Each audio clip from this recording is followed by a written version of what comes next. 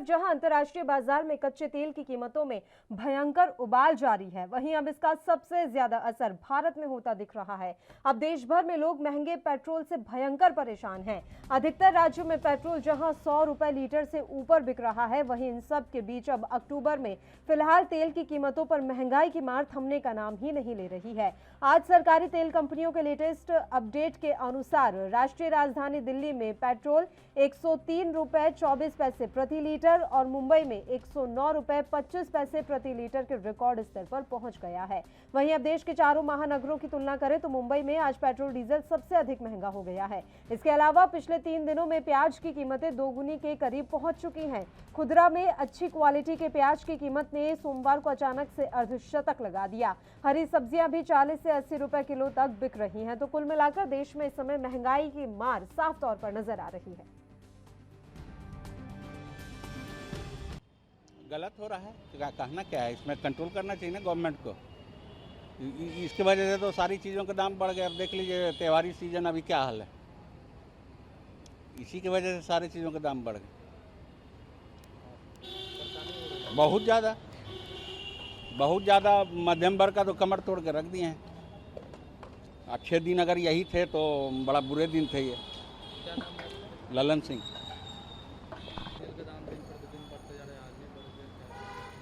महंगाई तो बढ़ रही है लेकिन गलत है, थोड़ा सा कम करना चाहिए। सरकार को देखना चाहिए इस चीज़ को लेकर के कि दिन पर दिन डीजलों के दाम बढ़ने के कारण जो हमारा राशन है, चाहे जो डेली का जो दिनचर्या का जो सामान है, उस पर ज़्यादा वो हो रहा है। महंगाई पर पॉकेट पे लोगों को तकलीफ़ हो रहा है। और आज का जो जनरेशन है, चाहे तो आज का जो फेस्टिवल है, उस पर भी असर पड़ता है। क्या नाम है? राजीव रंजन सिंह। वो तो पेट्रोल तो रेट बढ़ते जा रहे हैं, सब काम में बहुत तकलीफ तो हो रहे हैं। इसके लिए गवर्नमेंट को सोचना चाहिए।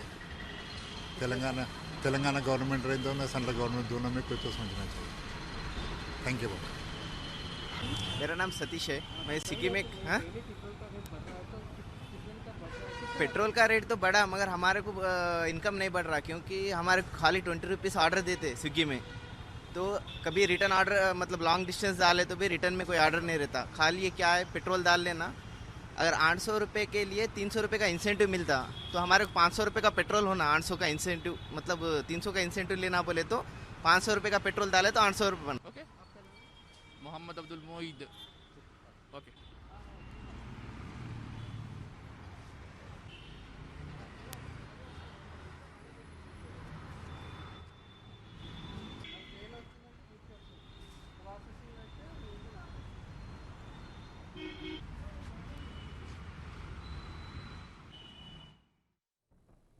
तो देश में महंगाई की मार साफ तौर पर नजर आ रही है। रोजाना पेट्रोल डीजल की कीमतें बढ़ने से आम जनता काफी परेशान है, क्योंकि जैसे ही पेट्रोल डीजल की कीमतों में वृद्धि होती है तो अन्य सामानों के जो दाम हैं वो भी ऊपर चढ़ने लगते हैं। तो ऐसे में जो आम जनता है वो काफी परेशान होती है। अब इस मसले पर हम चर्चा की शुरुआत कर लेते हैं। 2 मेहमान इस समय हमारे साथ लाइव जुड़ गए हैं। मेहमानों से आपका परिचय करवा देते हैं। भारतीय जनता पार्टी से प्रवक्ता देवेंद्र प्रमुख जी पहले से ही हमारे साथ जुड़े हुए हैं। उनके अलावा जॉन ठक्करवाल जी इस समय हमारे साथ जुड़ गए हैं, जो कि कांग्रेस के नेता हैं। दोनों ही मेहमानों का स्वागत है एएनबी न्यूज पर। देवेंद्र जी, शुरुआत आपके साथ ही करना चाहेंगे। अब आप ये तो मानेंगे ना सर कि देश में महंगाई लगातार बढ़ती जा रही है। आप पेट्रोल डीजल के दाम देख लीजिए, रोजाना बढ़ रहे हैं। इसके अलावा सब्जियों पर जो है कीमतें इतनी ज्यादा बढ़ती जा रही हैं, वो अलग महंगी हो रही हैं। तेल, जो खाद्य तेल हैं, उन पर भी कीमतें बढ़ रही हैं। हालात थोड़े ठीक नहीं लग रहे हैं। देवेंद्र जी, मैं इसमें एक चीज क्लियर करना चाहूंगा पल्लवी जी, कि महंगाई जो है ये कोई नया मुद्दा नहीं है। महंगाई जो है बहुत पुराना मुद्दा हो लिया, और महंगाई जो है आज ही नहीं इस देश में। आपने प्याज का भी जिक्र किया, इसमें 1-2 सब्जियों को और जिक्र करा। जितने रेट पर आज डिबेट हो रही है, जितने रेट पर आज चर्चा हो रही है, इससे लगभग 10 वर्ष पहले भी इस पर जो है चर्चा, इससे दुगना रेट। और आज इस महंगाई की वजह से आपको पता है कि पूरी दुनिया इसका कारण है। खाली भारतवर्ष की वजह से महंगाई नहीं बढ़ी है, खाली भारत का विषय महंगाई बढ़ने का नहीं है, पूरी दुनिया कहीं ना कहीं इससे जो टच हुई है। ये कोरोना काल, वैश्विक महामारी, अदर्स इस तरीके के जो है, हमें स्वास्थ्य सेवाओं को लेकर जिस तरीके के हमने खर्चे, अनऑथराइज खर्चे भी कह सकता हूं एक तरीके से, कि जिस चीज की जरूरत नहीं थी वो इमरजेंसी में उपलब्ध कराने के लिए, इसका भी कहीं ना कहीं जिम्मेदार है। इसकी जिम्मेदारी का कारण भी महंगाई बढ़ना है। और महंगाई जो है भारत सरकार की मैं एक जगह तारीफ करूंगा, चर्चा हुई और कंट्रोल करना हम लोगों ने शुरू कर दिया है। इसका ज्यादा असर होगा नहीं। और तेल की जो कीमतें हैं उन पर कई बार डिबेट हुई है, उसके कई कारण हैं। हम तेल की कीमत अगर 1 रुपए 2 रुपए बढ़ती है या 100 के नजदीक गए हैं तो 1100 रुपए पर हेड का एक वैक्सीनेशन जो हो रहा है वो फ्री भी करा रहे हैं लोगों को। वो कहीं ना कहीं से जो है व्यवस्था जो करनी पड़ रही है सरकार को, और स्रोत जो दिन पे दिन कम हुए, फिर भी पूरा प्रयास है कि जीडीपी से लेकर हर चीज को संभाला जाएगा। आप थोड़ा वक्त दीजिए। ठीक है देवेंद्र प्रमुख जी, हर चीज में आप वक्त मांग लेते हैं, बड़ा अजीब लगता है कि इस बात में भी वक्त दीजिए, उस बात में भी वक्त दीजिए। पता है क्या दिक्कत यह है कि इतनी परेशानी नहीं होती अगर रोजगार के साधन उतने बचे होते। ये आप भी जानते हैं कि हम बेरोजगारी दर में कहां पहुंच चुके हैं। तो परेशानी बस यही आ रही है कि रोजगार के साधन रहे नहीं है और महंगाई लगातार बढ़ती जा रही है। तो परेशानियां तो है ही, और आम जनता को ही झेलना पड़ता है। एसी में बैठे वाले लोगों को तो क्या पता चल रहा है कि बाहर क्या चल रहा है, किस तरीके से लोग अब अपने जो गाड़ियां हैं वो छोड़कर पैदल निकलने लग गए हैं। खैर, रुख करूंगी मैं आपका, जॉइंट ठक्करवाल जी का हम यहाँ रुख कर लेते हैं। मैम, जिस तरीके की महंगाई अभी हम देश में देख रहे हैं, आप क्या मान रही हैं आने वाले और कितने समय तक यही हालात बने रहेंगे और राहत मिलने की क्या उम्मीद है? सबसे पहले तो मैं पूछना चाहूंगी कि कब तक ये लोग वक्त मांगेंगे। एक टेन्योर इनका खत्म हो गया, दूसरा भी आधा टेन्योर इनका हो चुका है। अब सबसे बड़ी बात ये है कि आप बार बार बोलते हैं बहुत हुई महंगाई की मार, अब की बार मोदी सरकार शतक लगा गया आपका पेट्रोल, शतक तो पार भी कर गया कब का पेट्रोल, अभी भी इनसे उसके ऊपर रोकथाम नहीं हो रही। जीएसटी के अंडर क्यों नहीं लेके आते ये लोग पेट्रोल डीजल को, फ्यूल प्राइसेस को? जब हमारी यूपीए की गवर्नमेंट थी $112 प्रति बैरल था क्रूड ऑयल इंटरनेशनल मार्केट में। उसके बाद जब ये लोग आए तब 62 रुपए बैरल था, 62 रुपीज पर बैरल था, तब भी इन्होंने प्राइस नहीं कम किया। आज की डेट में भी आप 45 रुपए एवरेज 45 रुपए दे रहे हैं टैक्सेस का। डीलर कमीशन निकाल, उसके अंदर डीलर कमीशन निकाल दीजिए, आप उसका ट्रांसपोर्ट निकाल दीजिए, सारा कुछ निकाल के 45 रुपए जो है हम लोग टैक्स का सरकार को दे रहे हैं। क्या आप ये वैक्सीन के पैसों की वसूली करी जा रही है आम जनता से, या ये नए पार्लियामेंट का खर्चा लिया जा रहा है आम जनता से? मैंने आपको बीच में रोका नहीं है। अभी जो आपने कहा कि फ्यूल प्राइस को जीएसटी के दायरे में क्यों नहीं लाया जाता, अभी जीएसटी परिषद की बैठक हुई थी हाल ही में। सबसे पहले राजस्थान और महाराष्ट्र सरकार की तरफ से कह दिया गया था कि इसे जीएसटी के दायरे में मत लाइए। तो अभी पहले आप अपने राज्यों की सरकारों से भी पूछ लीजिए कि वो ऐसा करने से क्यों पीछे हट रहे हैं। क्या उन्हें नहीं लगता कि उनके राज्यों की जनता को राहत मिलनी चाहिए? बात तो ये है, ये राज्यों की सरकारों को आगे कर देती हैं। और कितने मुद्दों पे राज्यों की सरकारों के बारे में मान गई। जब ये वो मैं आपकी तरफ से अग्री कर रही हूँ कि ये ऐसे करते हैं, लेकिन आपकी राज्य सरकारों को अग्री तो होना चाहिए था मैम। ये तो करते हैं, मैं खुद कह रही हूँ, भारतीय जनता पार्टी यही करती है। हम बोल रहे हैं बिल रद्द कर दीजिए, तो क्यों नहीं कर देते? अगर हमारी इतनी बात मानते हैं, हमारे ऊपर दोष लेना चाहते हैं, तो बिल रद्द कर देना। आप बात नहीं समझ रही हैं मेरी, मैं ये कह रही हूँ तो आपकी राज्य सरकारें इस बात के लिए अग्री तो करें कि हाँ आना चाहिए फ्यूल प्राइस को जीएसटी के दायरे में, ताकि लोगों को राहत मिल सके। आप अग्री तो कीजिए, आप सहमति तो जताइए इस बात पर। कैसे लगवाया जी? एआईडीसी जो इन्होंने लगाया है फ्यूल के ऊपर, हमने तो नहीं लगवाया। देवेंद्र प्रमुख जी, देखिए, बहुत अच्छा क्वेश्चन आपने कर दिया है पल्लवी जी। मैं आपको बता रहा हूं इस बारे में कि जिस तरह से आपने जवाब मांग लिया राजस्थान को लेकर या दूसरी महाराष्ट्र सरकार को लेकर मांग लिया, ये बड़ी बात है और इसमें मेरे लिए कुछ बचा नहीं है। अगर आप इतने ही अच्छे लोग हो, अगर 60 वर्षों का जिक्र होने शुरू लगा तो आप डिबेट छोड़ दोगे, क्योंकि डिबेट जो है कम समय की है। आपने जो आप 100 की बात कर रहे हैं ना, आपकी सरकार दिल्ली में 100 रुपए किलो प्याज आप बोल रहे हैं कि सरकारों ने करा, महाराष्ट्र ने ये बोला कि पैसे हैं उनको दे दीजिए। आप जोर ना लगाएं, अपनी बारी का इंतजार करें। आपकी शीला सरकार ने आज से 15 और 20 साल पहले 100 रुपए किलो दिल्ली में प्याज बेचा था। आप पेट्रोल की बात कर रही है, डीजल की बात कर रही है। क्या फ्री दिया था आप लोगों ने उस समय? 1 करोड़ 100 करोड़ लोगों को 100 करोड़ लोगों को वैक्सीनेशन करा दिया। 100 करोड़ लोगों को तुम्हारी तरह। और पल्लवी जी ने ठीक कहा है, बड़ा दिल दिखाइए। अगर बोलने की बात रखते हैं तो राजस्थान से और पंजाब से घोषणा कराइए और महाराष्ट्र से घोषणा कराइए कि हम करते हैं। महाराष्ट्र सरकार ने यही बोला है, कराइए घोषणा। 50,000 करोड़ कुछ नहीं होता रुपए देने से आपका। डिबेट चैनल पर बिगड़ अच्छा ठीक है, एक एक करके बात करेंगे, बैठना शुरू हो जाते हैं। एक करके बात करेंगे, दोनों से रिक्वेस्ट है, एक एक करके बात करेंगे। देवेंद्र प्रमुख जी, आपको सत्ता में इसलिए तो लाया गया था क्योंकि जो प्याज है वो हमें तिजोरियों में छुपा कर रखना पड़ रहा था, बहुत हुई महंगाई की मार, अब की बार मोदी सरकार, इसलिए तो आपको लेकर आए थे सत्ता में। अब आप ऐसा क्यों माहौल बना रहे हैं कि फिर से प्याज को उठा के हमें बैंकों में जमा कराना पड़े कि आने वाले समय में काम आएगा? हमें पता नहीं था पल्लवी जी कि ऐसा भी समय आएगा कि लोगों की जान बचाने के लिए हमें सब कुछ दांव पे लगाना पड़ेगा। हमारे 3 वर्ष 2 से 2.5 वर्ष का समय से चला गया है। एक बार उनकी बात हमारी पहली प्रायोरिटी हमारी यही है कि हम संकट काल से किस तरह से अपने आप को निकालें। हमें कहाँ किस तरीके से जहां बैठकर हमें पता ऑक्सीजन के प्लांट की कितनी जरूरत थी। जब इन्होंने हमें सत्ता दी, इस देश में 100 बेड भी ऐसे नहीं थे कि जिन्हें इंसुलेशन करके कोरोना का मरीज जो है उसकी जान बचाई जा सके, किसी वीआईपी की जान बचाई जा सके, डॉक्टर्स की जान बचाई जा सके। आपकी मंशा अच्छी है देवेंद्र प्रमुख जी, इस संकट काल से हम लोगों को कैसे निकाले, लेकिन आप बात सुनिए, इस संकट काल से निकालते निकालते अभी लोगों के सामने रोजी रोटी का संकट खड़ा हो रहा है, उससे कौन निकालेगा? रोजी रोटी का जो संकट खड़ा हो रहा है उससे कौन निकालेगा? इस समस्या का अंत कैसे होगा? अभी आप कोरोना संकट काल से लोगों को निकालना चाह रहे हैं, आपकी मंशा बहुत अच्छी है, लेकिन रोजी रोटी का संकट उससे भी ज्यादा बड़ा है। बिल्कुल, ये पल्लवी जी वाजिब क्वेश्चन है। सरकार हर समय हर घड़ी प्रयासरत है कि इस तरह से जो है स्थिति बने देश में। प्रयास हमने किया भी है, कई चीजों में आपने देखा सुधार करने का प्रयास किया, सुधार हो भी रहा है, लेकिन जिस तरीके से विपक्ष के पास कोई मुद्दा नहीं है ना, बेवजह की बात देश में और कहीं न तक किसानों के नाम पर इतना जबरदस्त इन्होंने माहौल खराब कर रखा है। किसान तो वहाँ कोई है नहीं, खेत खलियान में काम कर रहे हैं। जब रबी की फसल से लेकर धान की फसल तक बम्पर मार्केट में जो है आप पैदा होकर किसानों की फसल आ रही है, तो फिर किसान धरने में कहाँ रह गए? धरने में तो ये कार्यकर्ता रह गए, ये दल्ले रह गए, जो दल्ले आकर राजस्थान से और यहाँ जाकर सरकार में चला रहे हैं बैठकर। ठीक है सर, इस तरीके की भाषा का इस्तेमाल ना करें। दलाली करते थे, ठीक है, जिसका प्रयोग कर रहे हैं आप। ठीक है। चिंता नहीं है, इन्हें सिर्फ सही बात का विरोध करना है।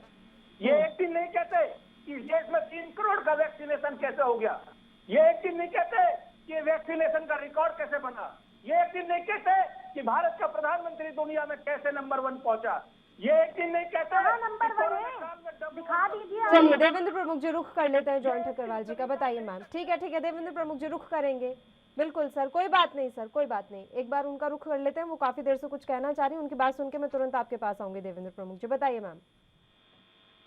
यूपीए के टाइम में हेल्थ केयर के ऊपर जहाँ पे सिर्फ 7500 करोड़ एक्सपेंडिचर था, 27,000 करोड़ किया गया NRHM के ऊपर। ठीक है, इन्फेंट मोर्टेलिटी रेट 58% पर 1000 कम हुआ। ठीक है, 44 पे आया। उसके बाद बात कर लेते हैं। जब से एनडीए अलायंस आए, IMR has declined at a snail's pace of only 1.3% annually, जो कि एक्सेलरेशन पहले जो हो रही थी 6.4% पर एनम पे हो रही थी। राष्ट्रीय बाल स्वास्थ्य कार्यक्रम हम लोगों ने शुरू किया, जननी सुरक्षा स्कीम के अंतर्गत 12 मिलियन डिलीवरीज पर साल बिना किसी पैसे के हम लोगों ने शुरू करवाई। आप ये बताइए ना, आप राष्ट्रीय स्वास्थ्य बीमा योजना, हर चीज का नाम बदल के अटल बीमा योजना कर देंगे हम, आप मिड डे मील का नाम चेंज कर देंगे, तो उससे ये नहीं होगा कि आपने देश का कुछ भला किया। आप उल्टा जो एक्सपेक्टेड के ऊपर एक्सपेंडिचर है वही बढ़ा रहे हैं। इनको बोलिए ना, AIDC के मामले पे बोले, कोरोना काल तो अभी आया, महंगाई तो तब से बढ़नी शुरू हो गई है, जब से ये थे फ्यूल प्राइसेस तो तब से स्काई रॉकेट कर रही है। इंटरनेशनल ऑयल बैरल की प्राइस 60 रुपए पे थी, तब भी ये लोग इतना टैक्सेशन कर रहे थे, क्यों कर रहे हैं? आपकी सरकार के पास पीएम केयर्स फंड को कहते हैं कि it is not a government fund, तो लोग उसके अंदर करोड़ों रुपया क्यों डाल रहे हैं? पीएम केयर्स फंड का तो ये हिसाब किताब दे नहीं रहे हैं, वो पैसा कहाँ गया? तो क्या ये मान रहे हैं नेशनल टीवी पे कि आप ये बात तो मानिए, आप ये बात तो मानिए कि कोविड के कारण सिचुएशन खराब हुई है, इकोनॉमी को बहुत बड़ा झटका लगा है कोविड के कारण। और पीएम केयर फंड की बात से मैं एक मिनट बात सुन लीजिए, आप बात नहीं सुनेंगे तो जवाब कैसे देंगे? बात सुनिए, आप पीएम केयर फंड पर सवाल उठा रही हैं, आपका सवाल जायज है, लेकिन डीआरडीओ की तरफ से बार बार आधिकारिक रूप से ये बयान दिया गया है कि डीआरडीओ ने पूरे देश में जहां जहां हॉस्पिटल बनाए हैं वो हॉस्पिटल पीएम केयर फंड से ही गए हैं। उस हॉस्पिटल को बनाने का जो खर्चा रहा वो पीएम केयर फंड से ही गया है। मैम मान ली तो उसका हिसाब किताब तो दे दे। ये आपकी बात ठीक है कि हिसाब किताब नहीं ठीक है ना, अगर मैंने कोई खर्चा किया है तो मैं उसका हिसाब दे दूं। और ये बात कर रहे हैं कि माहौल खराब किया है और ये किसानों के लिए और पार्टियों के लिए इन्होंने तो नाराजगी बना के रख दिया यूपी को। और योगी आदित्यनाथ गरुड़ा का किरदार निभा रहे हैं उसमें, ना कोई यूपी के अंदर जा सकता है ना आ सकता है। जब दबाव बना प्रियंका गांधी को मॉडल के रूप में जाना जाता है यूपी। हुड्डा जी को पूरी दुनिया यूपी की तारीफ करती है और यूपी मॉडल की बात करती है। मैं दिल्ली के स्टेशन पे बता देना चाहता हूँ आपको मैं, यूपी हेल्थ केयर में नंबर 1 पर वहाँ पे जो मौतें हुई हैं, जो गंगा मैया के अंदर शव बह रहे थे, उनको पूरी देश ने पूरी दुनिया ने देखा है। उसके ऊपर आपका कोई जवाब नहीं आया। बेशर्मी की अगर मिसाल है तो वो यूपी सरकार है और बीजेपी सरकार है। महाराष्ट्र नंबर 1 रहा है। आपको ये याद होना चाहिए कि महाराष्ट्र में आपकी सरकार है। देश में अकेले पहले नंबर पे आ जाइए और बोल दीजिए सबसे ज्यादा खराब है। दूसरे नंबर पर तीसरे नंबर पर राजस्थान और चौथे नंबर पर दिल्ली। जहाँ जहाँ अपने के लोगों की सरकार थी वहाँ जो है सिर्फ नहीं जाता। चलिए, मुद्दे से पूरी तरीके से भटक रहे हैं हम महंगाई पर और अर्थव्यवस्था के मसले पर ही आ जाते हैं तो ज्यादा बेहतर रहेगा। कोरोना काल में क्या हुआ क्या नहीं वो अलग मसला है। अब देवेंद्र प्रमुख जी, आप मुझे ये बताइए कि आने वाले और कितने साल तक हम यही उम्मीद करें कि पेट्रोल शतक के पार चलता रहेगा, क्योंकि ये ऐतिहासिक वृद्धि है। ऐसा पहले कभी नहीं हुआ कि 110 रुपए प्रति लीटर पर पेट्रोल के दाम पहुंच जाए, तो ये तो ऐतिहासिक है, ये आपकी उपलब्धि है। इस उपलब्धि पर आप कब तक बरकरार रहेंगे? और दूसरा, महंगाई से लोगों को राहत कब मिलेगी? कुछ तो आइडिया दे सकते हैं सर, आप बताइए। पल्लवी जी, मैं सबसे पहले तो ये क्लियर करना चाहूंगा जी, ये जो महंगाई है, ये महंगाई एक तो 2 आपदा होती है। एक आपदा होती है देही, जो हमारी कमी से और दैविक आपदा होती है। इस महंगाई का कारण कोरोना काल है। मैं फिर कह रहा हूँ आपको, वैश्विक महामारी है। इसकी वजह से ये आई है और जितनी स्पीड से आई उससे ज्यादा ये खत्म हो जाएगी। कुछ समय बाकी बचा है, दिसंबर तक सरकार ने तय कर रखा है कि वैक्सीनेशन का काम पूरा कर देंगे। सबसे ज्यादा सरकार का आज की तारीख में ध्यान भी और मेहनत भी सिर्फ उसी दिशा में ज्यादा हो रही है और वो एक बड़ा काम है जिसमें विजय होने जा रहे हैं। और विपक्ष को ये गले नहीं उतर रहा, ये घुमा फिरा कर बहुत छोटे मुद्दों पर हमको उलझा रही है, जबकि हम विश्व में ऐसा काम कर रहे हैं कि भारत को जो आज स्थापित कर दिया, पूरी दुनिया हमको मान रही है। आज ये 100 रुपए किलो प्याज की बात करते हैं, टमाटर की बात करते हैं, और मैं डीजल पेट्रोल भी इनकी सरकार में, शीला दीक्षित की सरकार में दिल्ली में 120 रुपए किलो प्याज आज से 20 और 18 वर्ष पहले बिक चुका है। आप ये वहां की बात चला रहे, बार बार चर्चा करते हैं, इस पर बहुत डिबेट होली और 100 के करीब जो है पेट्रोल डीजल ये बेच चुके हैं, इन्हीं की सरकार में बिकी है। और ये जो आज हिसाब मांग रहे हैं, ये जो बाहर देश की सुरक्षा एकता, इन्हीं लोगों में लाखों उसकी जिस दिन से देश आजाद हुआ किलोमीटर, वर्ग किलोमीटर चाइना जैसा इनके सर पर देश बैठा रहा और पाकिस्तान सैनिकों के सर काटता रहा। ये इनकी उपलब्धि है। और घोटाले नचारम तक लेकर कॉमनवेल्थ तक कौन सा ऐसा जो कांग्रेस के नाम ना लिखा हो, जो विश्व में चर्चित ना हो। आज इनको दुख होता है जब विश्व में भारत के प्रधानमंत्री की बात होती है, जब विश्व में भारत के उत्तर प्रदेश के सबसे बड़े राज्य की बात होती है। ऑस्ट्रेलिया का सांसद आकर कहते हैं कि योगी सरकार जिस तरह से थी, नहीं सर, उपलब्धि क्या मानते हैं आप देवेंद्र प्रमुख जी? पहली बात तो मुझे 2 सवाल आपसे पूछना है कि क्या महंगाई का मुद्दा आपकी नजर में छोटा है? क्योंकि आपने कहा कि छोटे मुद्दों पर ध्यान भटकाने की कोशिश की जाती है, क्या ये मसला आपको छोटा लग रहा है? इस बात सुनिए। और दूसरा सवाल मेरा ये कि विश्व में उपलब्धि क्या होनी चाहिए कि प्रधानमंत्री नरेंद्र मोदी एक नंबर के नेता हैं, या फिर ये उपलब्धि होनी चाहिए कि सबसे उभरती तेज अर्थव्यवस्था भारत बन रहा है? क्या उपलब्धि आप मान रहे हैं? देखिए, एक चीज, बहुत अच्छे क्वेश्चन है पल्लवी जी आपके, एक ही मिनट लूंगा, दोनों क्लियर करूंगा। उपलब्धि जो है वो बिल्कुल आपने सही कहा है। अगर विश्व में कहीं चर्चा हो रही है, आप एक नंबर की बात कर रहे हैं, तो खाली फेस देख के नहीं हो रहा कि मोदी जी का चेहरा बहुत खूबसूरत है, उसमें व्हाइटनेस बहुत है और उस व्हाइटनेस की वजह से वो जो है चर्चित हो रहे हैं। वो चर्चित हो रहे हैं उनके कर्मों से, उनके कामों से। उन्होंने विश्व में जो स्थापित किया है, जो एक मिसाल पैदा की है, वो मिसाल है वैश्विक महामारी में स्वयं को संभालने के साथ साथ पूरी दुनिया में नैतिकता की और अपना ईमानदारी की ये पहचान बताकर कि एक विकासशील देश का प्रधानमंत्री, जो पूरी दुनिया के लिए खतरा ये था कि आज भारत की स्थिति सबसे ज्यादा खराब होगी, WHO की रिपोर्ट से लेकर और विकसित देशों की रिपोर्ट तक, उसको संभाल कर पड़ोस में भी मदद करने का काम करते हैं। तो ये इस वजह से एक नंबर है। ये चेहरे या व्हाइटनेस की वजह से नहीं, वो तो राहुल बाबा के उस पर सोनिया प्रियंका के चेहरे पे ज्यादा मिलेगी, इनसे ज्यादा मिलेगी। अगर ऐसे उपलब्धि भी मिलती तो बहुत पहले मिल जाती, 60 वर्ष पहले। ये काम की उपलब्धि है। चलिए मैम, आपका आखिरी कमेंट चाहूंगी क्योंकि समय की भी बहुत कमी है हमारे पास, बताइए। जी शुक्रिया। इंडिया जो है डेमोक्रेसी इंडेक्स पे, जो 2020 डेमोक्रेसी इंडेक्स है, उसके ऊपर 53rd रैंक के ऊपर लुढ़क के आ गया है। ठीक है, we are being called it is being called a democratic backsliding.